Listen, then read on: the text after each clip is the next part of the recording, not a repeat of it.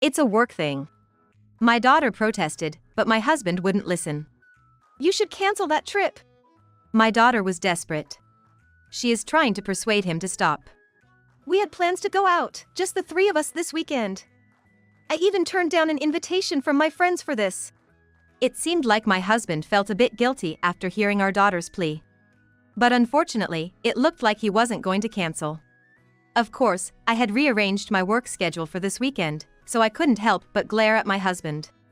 How could a trip be so important that he couldn't cancel it even when our only daughter is begging him? Every weekend, it's either entertaining golf, working overtime on holidays, he's always going somewhere, and this weekend was supposed to be our time together. My husband looked at me as if to say, "You understand, right?"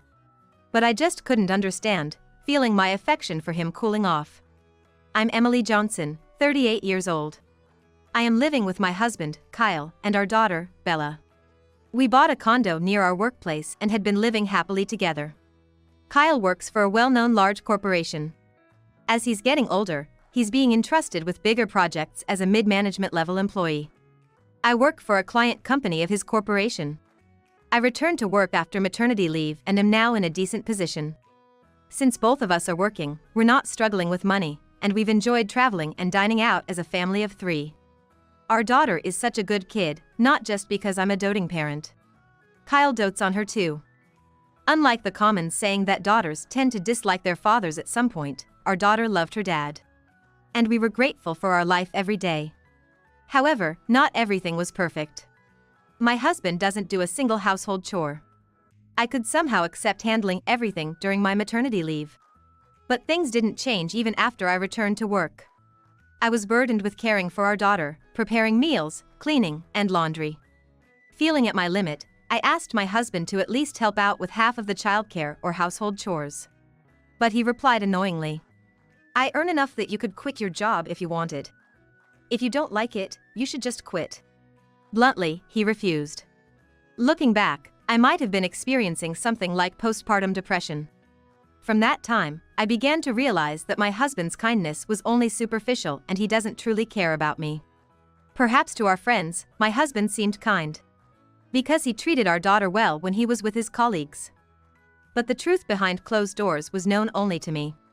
During tough times, I would hire a babysitter or outsource household chores without consulting him when he wasn't around. I envied the care and attention I saw in other families with children in our neighborhood. My daily life was so hard that even a complaint as minor as my husband not washing dishes properly sounded like sarcasm. As Bella grew up healthily, and I fully returned to work. Our daughter started school, and our life routine stabilized, then my husband started going out more. On weekends, it was either drinking parties, get-togethers, entertaining golf, or barbecues with his department colleagues. He was hardly ever at home. I wished we could spend our rare days off together as a family, enjoying family time. Even if we went out, I wanted it to be as a family unit. Bella started to tell me she wanted to go out with her dad too. I always made an effort to take her shopping or to the movies, ensuring she had a good time, but she still missed having her dad around. My husband didn't seem to care about our daughter's feelings at all. Tomorrow, I'm going camping with my colleagues. I'll be staying overnight, so I won't be home tomorrow evening. He told me quietly before bed.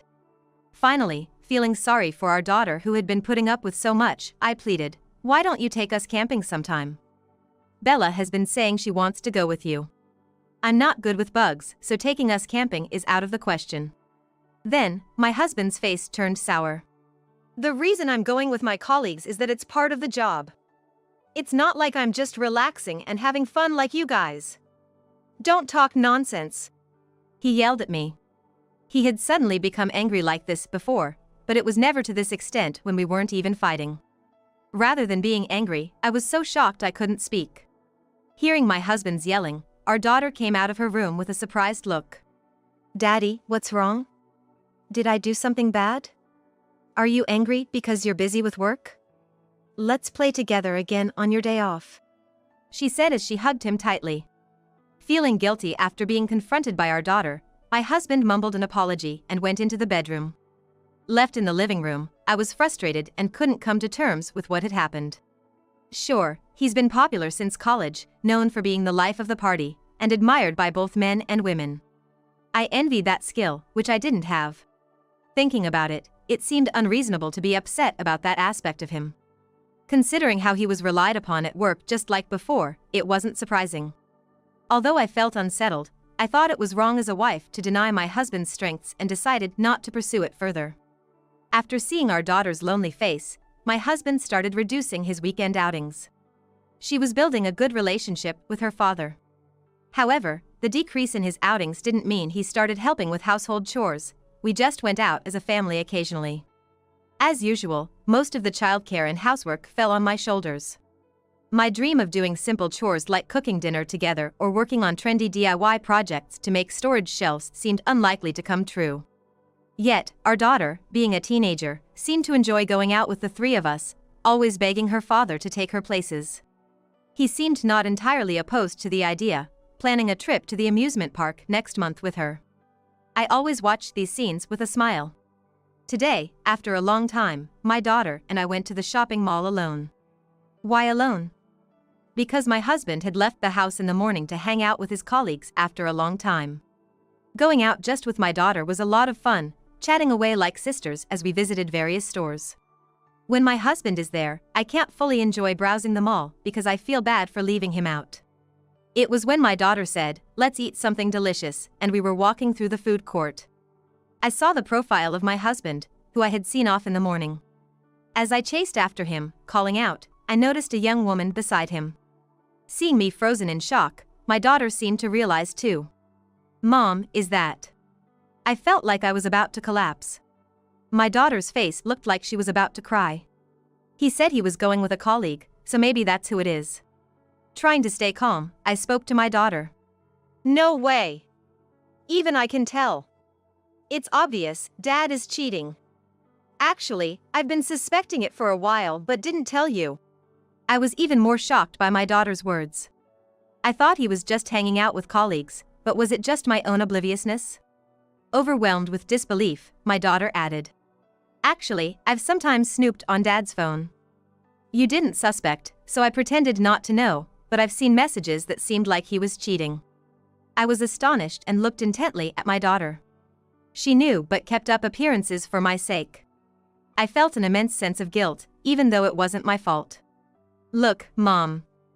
Now's our chance. We need to catch Dad in the act of cheating. We should gather evidence first. We can decide what to do afterward. Pulling my reluctant hand, we followed my husband. He was sitting at a travel agency counter with that woman. Passing by them unnoticed, we saw a page for a trip to Hawaii open on their table.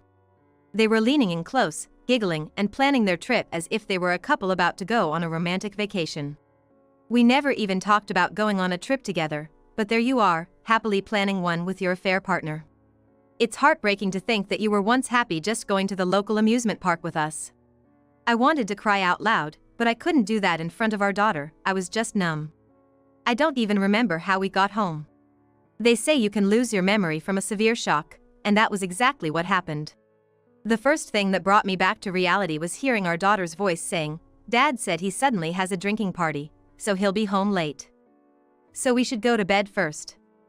Sorry. Half a month later. My husband casually mentioned, "I'll be going on a trip for a week starting tomorrow." When asked where, he said it was a company retreat. That so-called affair trip, I muttered in my heart. This is sudden. Who are you going with? I managed to ask calmly as usual. It's a company trip.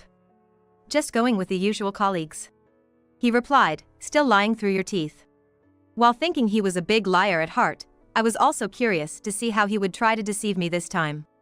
Our daughter came in upon hearing our voices. Dad, what are you talking about all of a sudden?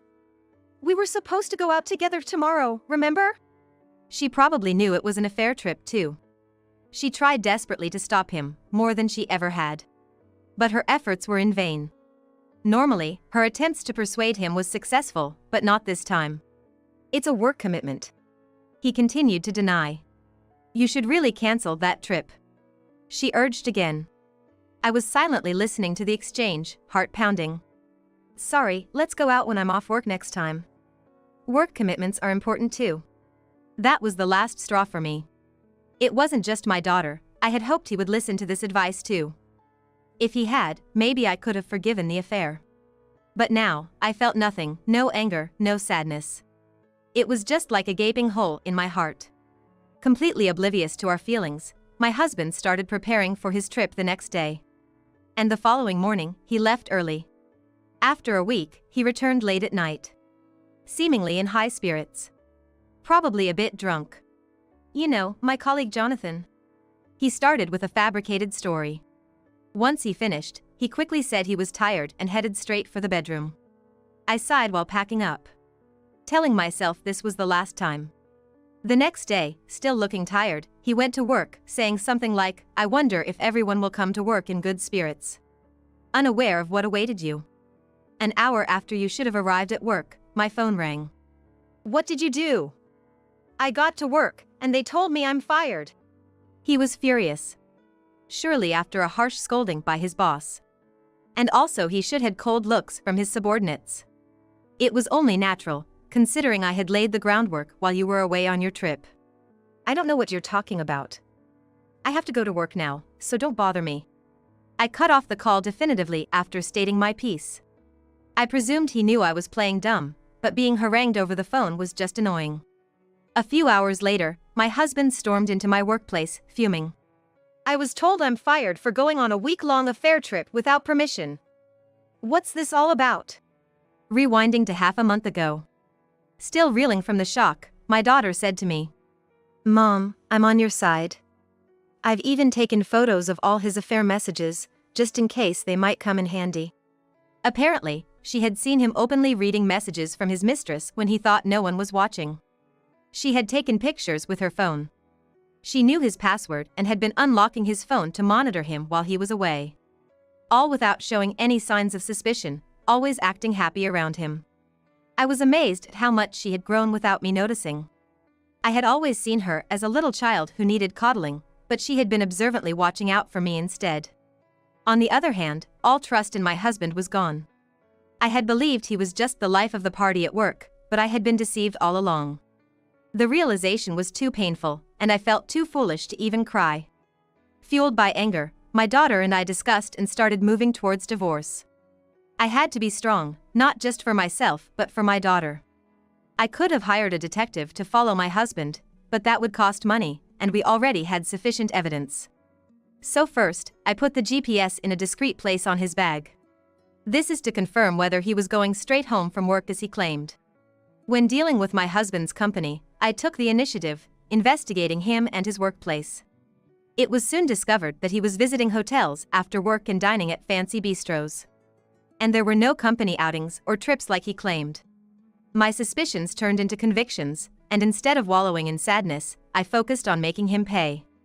My daughter and I held solid evidence together, and we had decided that if he cancelled the affair trip, we would let go of the evidence, but if he went, we would use it to destroy his life. That's why my daughter desperately advised him to cancel the trip, but my husband, oblivious, departed anyway. My daughter kept tabs on his phone, knowing all the hotels he would stay at in advance. I took time off work, gathered solid evidence of his affair trip in the first 3 days. I took numerous undeniable photos and went back home. On the 4th day, I went to his company with the evidence and spilled everything to his boss. The boss was shocked as he had been told by my husband that he needed a week off because my father had died, a complete lie. Feeling both embarrassed and pitiful for a husband who would tell such lies. It was frustrating beyond measure. Infuriated, his boss said, "This is unacceptable behavior for a man nearly 40. It's irresponsible towards both the family and the company," and promised to fire him upon his return. Unaware of this, my husband went to work as usual. He surely faced the wrath of his boss and the sneers of his subordinates, his reputation in ruins. My actions over the past 2 weeks were validated, and I felt a sense of triumph. As I was reveling in my thoughts, the phone rang again. "Don't you hang up on me. Because of you, I'm in deep trouble. I'm fired, you know." He was ranting over the phone. He's completely ignoring his own wrongdoing. "I didn't ask for you to be fired. This is your fault, isn't it? You've been cheating and fooling around. Don't blame me. And don't fake my parents' funeral. It's morbid. This isn't a child playing hooky." I couldn't hold back anymore. Years of pent-up frustration poured out. After venting my anger, I delivered the final blow. Go to her. I'll leave the house if you can wait a week. We're getting a divorce. I had finally said it. I had packed most of my belongings over that week. Okay. Calm down. There seems to be a misunderstanding. I'll wait at home. Let's talk. My seriousness got through, and it seems he realized he couldn't deceive me as usual. There's nothing to discuss, but I just wanted to clear things up. Can't be helped then. I'll be back around 7. I couldn't stand him lingering around my workplace forever, so I sent him home. As promised, I returned home after 7 with heavy steps.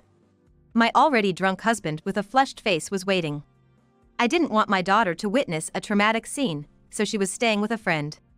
It seems all my husband could do while waiting for me was to drown his sorrows in alcohol.